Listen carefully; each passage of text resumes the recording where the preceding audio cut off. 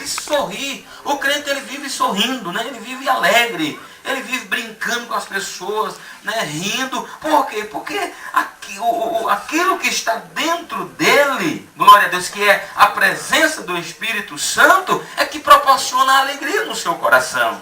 Glória a Deus. Hoje um nosso irmão, ele está conversando comigo, ele está dizendo assim: irmão, eu fico olhando para muita gente no mundo.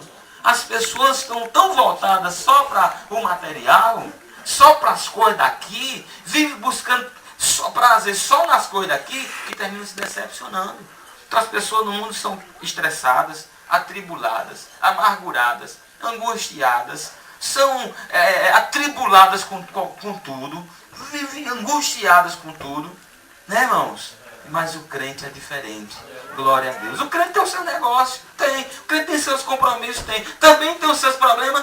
Tem. Mas o crente vive sorrindo e dando glória a Deus. E quando vem para um momento desse aqui, glorifica, louva a Deus, se esquece das dívidas, se esquece dos problemas, se esquece de tudo lá fora. Não é verdade, irmão? E vem aqui se alegrar juntamente com o povo de Deus, louvar o Senhor e esperar a volta do Senhor Jesus para a gente ir embora dessa terra. É assim a vida do crente. Então, como o salmista diz, servir ao Senhor com alegria.